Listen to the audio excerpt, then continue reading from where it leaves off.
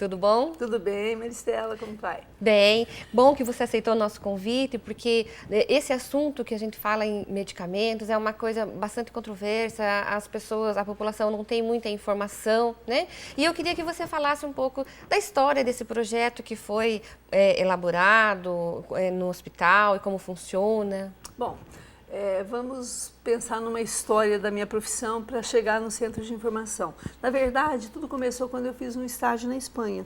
E eu percebi que em cada hospital que eu passava tinha um centro de informações sobre medicamentos. Na época eu ainda era da UEM e quando eu retornei eu tentei montar um projeto desse na Universidade Estadual de Maringá. Mas você conhece um pouco a parte do setor público, né? Então dificulta muito. Logo em seguida eu vim para o Umuarama. E aí, numa conversa com a reitora, dona Neiva, com o administrador do Hospital Hélio Taqueda, surgiu a possibilidade da gente montar esse projeto no Hospital Nossa Senhora Aparecida. E lá estamos há 16 anos. Puxa, bastante tempo, né? Bastante tempo, 96, né, Maristela? E como foi essa parceria? A universidade e o hospital, como foi essa aceitação, essa transação? Foi uma coisa muito rápida. Na verdade, foi assim, na ocasião nós estávamos montando no Hospital CEMIL uma central de misturas parenterais. E num jantar no SESC, conversando com ele falou, puxa, vocês vão montar no Hospital CEMIL uma central de misturas intravenosas? E o Nossa Senhora? Eu virei para ele e falei, sim. Aí ele falou, um sim, o que é um sim? Eu falei, um centro de informações sobre medicamentos. O que precisa? Eu falei, uma mesa, uma estante, cadeiras, computador, uma secretária e a gente entra com os livros e com o farmacêutico. Na segunda-feira ele me ligou dizendo que já estava disponível a área e que nós poderíamos começar.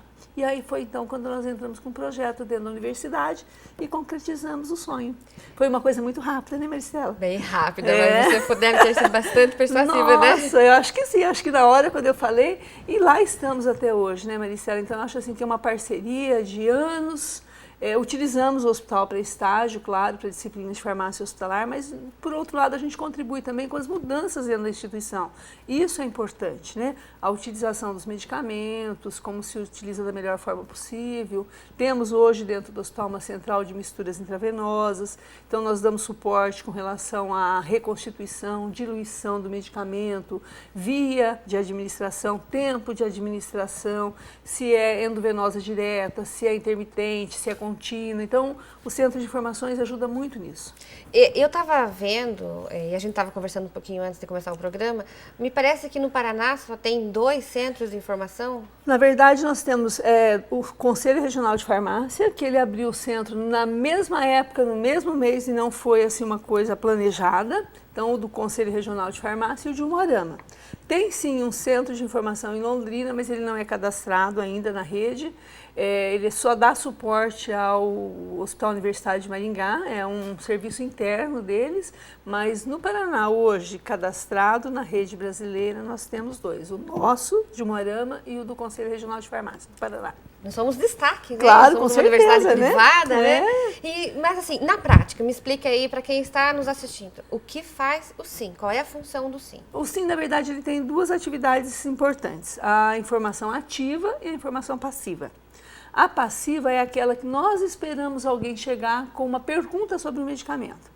Por exemplo, hoje nós tivemos uma pergunta por e-mail, abri logo de manhã o e-mail do SIM, que a menina perguntava sobre um medicamento que saiu novo no mercado agora e que ela gostaria de saber o registro desse medicamento, se realmente ele está registrado no Brasil, se ela pode utilizar, se ela pode comprar na farmácia.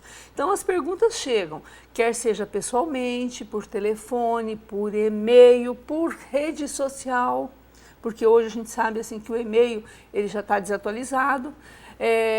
E aí a gente vai fazer o quê? Buscar a resposta para essas perguntas, baseado sempre numa literatura científica, atualizada e independente, quer dizer, que não tenha vínculo com nenhum laboratório, né? Então a gente utiliza geralmente 3 referências para dar embasamento na resposta e a gente responde ao ao indivíduo que fez a pergunta, que pode ser um médico, um farmacêutico, um enfermeiro e uma pessoa da comunidade, independente. E como que é acesso? Bacana isso, né? Às vezes as pessoas ficam perguntando assim, interação medicamentosa, Muito. bebida alcoólica com determinado Isso. medicamento, se toma com leite, se não toma. Esses dias ainda conversando me falaram que quando eu tomar ácido fólico, não pode tomar junto com leite, porque não absorve. Não absorve, né? sim. Então, bacana, né? Como é que é o acesso? O acesso às perguntas? Isso.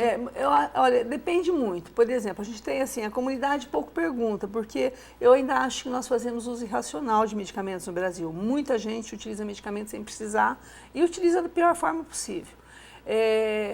Mas quando pergunto, geralmente é porque tem um complicante na história. A patologia não está resolvendo, não tem retorno. Você usa o medicamento, mas você não tem a resolução do problema. Então, muitas vezes nós somos questionados. Na utilização pela população, muita pouca gente pergunta sobre o medicamento ainda. Então, nós não temos esse respaldo assim, da comunidade querendo saber sobre a utilização. E nem nós queremos também, porque às vezes a gente fala assim, olha, você usa desse jeito, mas ela não teve uma prescrição médica de um medicamento, ela está fazendo uso por automedicação. Então, a gente não dá muita importância para a comunidade com relação às perguntas, por quê? Porque a gente sabe que hoje existe muita automedicação e a gente não quer respaldar isso.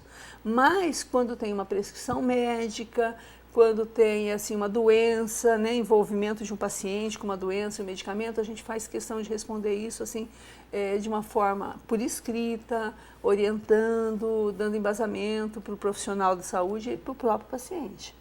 Tá?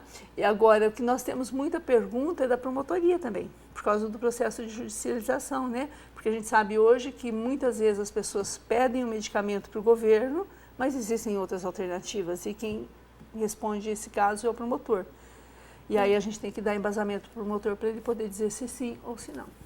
E é por telefone e por e-mail que eu posso fazer a consulta? Pessoalmente, por telefone, por e-mail, por redes sociais, né? Então a gente tem todas essas possibilidades. E o telefone e o e-mail você pode divulgar? O telefone posso. O telefone é 3621-2169, que é dentro do SIM mesmo, você não vai cair no hospital, você vai cair dentro do centro de informações das 7h30 às 11h30, tá? Na parte da manhã. E por e-mail é sim, underline, sim, com C ou com S? Com C. Sim, com C, underline, unipar@hotmail.com. Né? Então, a gente atende hoje assim, os ex-alunos de farmácia, são mais de 1.200, todos estão cadastrados. Então, nós temos muita pergunta de farmacêuticos em farmácias de dispensação. Então, a gente dá esse retorno para o nosso egresso, que eu acho que é uma das políticas da universidade. Então, a gente continua fazendo isso. O telefone em si, ele não funciona tanto mais, Maristela. É muito e-mail e muito rede social hoje. Né? A gente sabe que o e-mail também está caindo em desuso. Né?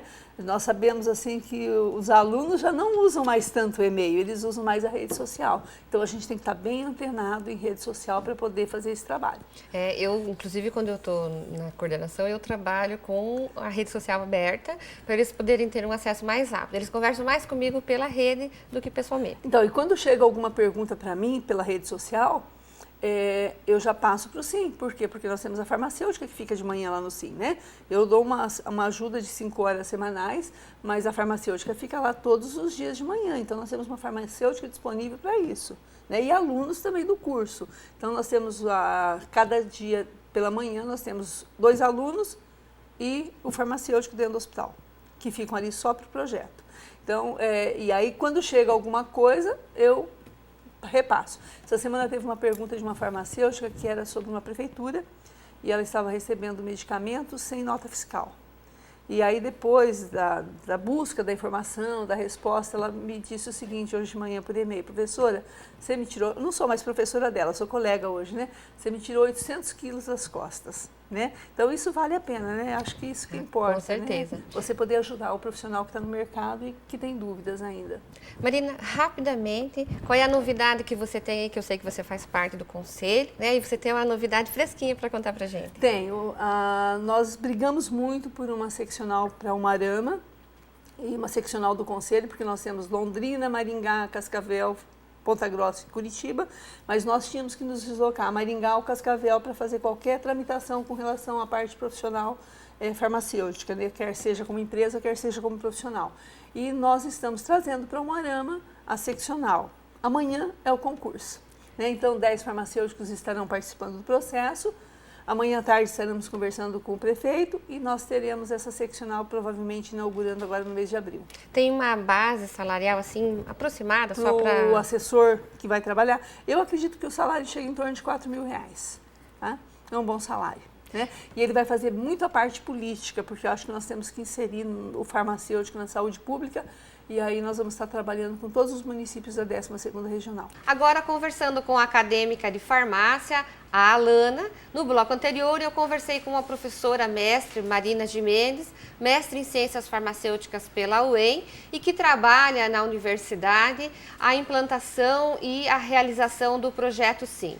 O projeto de extensão SIM é um centro de informação sobre medicamentos que foi implantado há aproximadamente 10 anos, um pouco mais, pela universidade no Hospital da Comunidade, Hospital Nossa Senhora, e que ele atende a comunidade interna para a resolução de dúvidas, né, de trabalhar as questões do medicamento e também a comunidade externa. Lembrando aquilo que a professora Marina falou, que eles não têm o objetivo de respaldar a automedicação, e sim de trazer e de levar informação à comunidade e a profissionais da área sobre as questões do medicamento, desde a sua interação, a sua conservação, a interação com alimentos. Então essa é a função do SIM. Também o que a professora Marina conversou conosco, a questão do interesse e da importância de se trabalhar uma publicação científica, incentivando o nosso acadêmico, futuro profissional farmacêutico, a pesquisar, a continuar estudando. E um desses resultados é o que a professora Marina nos colocou sobre a publicação de um artigo do qual ela foi orientadora das acadêmicas, hoje já profissionais, Edinalva Oliveira e Franciele Simões, que trabalhou o texto Rede Brasil de Centros de Informação em Medicamentos. Esse artigo foi publicado, é um trabalho de conclusão de curso, ele foi publicado em 2012 no livro do Ministério da Saúde. Então, daí a importância de se trabalhar os projetos de extensão com uma conotação científica. Então, há uma importância com a comunidade, mas o respaldo científico. Essa é também uma das funções dos projetos trabalhados dentro da universidade. E agora eu vou conversar com a acadêmica Alana, que também fez parte do projeto SIM no ano passado, que vai nos passar a experiência dela enquanto acadêmica, a importância de se participar de um projeto. Tudo bom, Alana? Tudo bem. Alana, você participou o ano passado, isso? Sim, isso. O ano passado do projeto SIM, que houve uma seleção para a participação desse projeto. Quando você ficou sabendo sobre o projeto SIM, você já tinha informação do qual era o objetivo do projeto? Você tinha uma dificuldade em relação à pesquisa sobre medicamentos, e daí foi para buscar mais conhecimento? Qual foi o que te motivou? Ou foi a professora Marina, né? Que ela assim é tão motivadora para participar de trabalhos, para você ingressar no projeto SIM? Então, foi uma pré-seleção, aí a gente fez a inscrição e depois foram chamados. Você sabe quantos alunos Mais ou menos 12 alunos foram chamados. Eram 12 vagas ou tinha mais vagas? Não, era 12 vagas.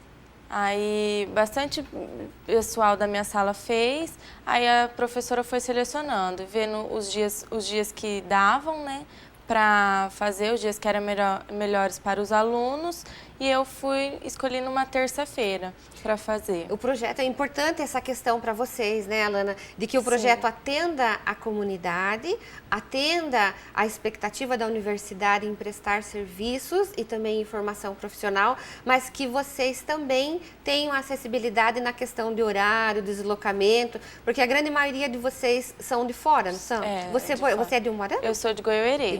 Aí você vem e vai... Eu vinha de carro toda terça-feira para fazer o projeto. E o projeto acontece em que horário? Acontece das 7h30 às 11h30. Dentro do projeto, lá é uma salinha que vocês ficam? É uma sala onde tem vários livros, computador, mesa, para você poder responder, né? Ficam duas, quantos ficam? Fica a farmacêutica responsável e 2 estagiários por dia. Então, vocês são escalados uma equipe que trabalha com 3 pessoas, né? pessoas. O profissional responsável técnico, que era a farmacêutica... Era Simone. Simone. Era Simone. Esse ano continua a mesma farmacêutica? Não, esse ano é a Aline, eu acho. Hoje, esse ano já é... Mas o projeto tem continuidade... E continua com a professora Marina? Continua com a professora Marina. E aí vocês trabalham antes. Se você quiser participar mais um ano seguinte, é possível, você sabe? É possível. Mas como eu estou no último ano, aí tem TCC e tem mais estágios, né? Então aí eu não daria para mim participar, porque o tempo é curto, né? Então, em relação às perguntas que são feitas, Alana, você lembra, assim, qual era a maior frequência? O que mais se perguntam para vocês no SIM?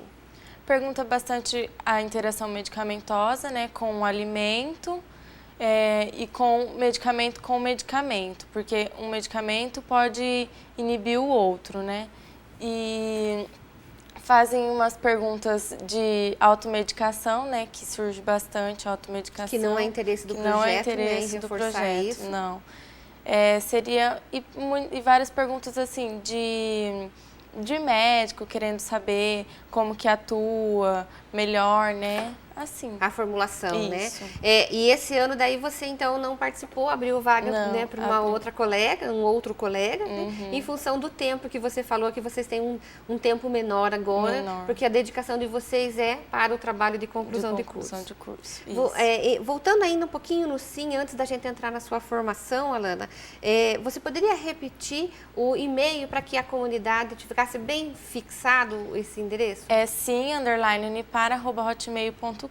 Fica dentro do Hospital Nossa Senhora, né? As pessoas podem procurar pessoalmente no período da manhã. Sim, no período da manhã. Você está em que série, Alana? Eu estou no 5º ano. 5º ano, então farmácia hoje são 5 anos. 5 anos, é. Você faz integral ou faz noturno? Noturno é 5 anos, integral seria 4. Para você, você entende que o horário noturno da graduação facilita ou dificulta? Às vezes eu acho que dificulta um pouco, porque nós trabalhamos, quem trabalha, né, eu trabalho então cedo e à tarde, então aí à noite eu venho para a faculdade.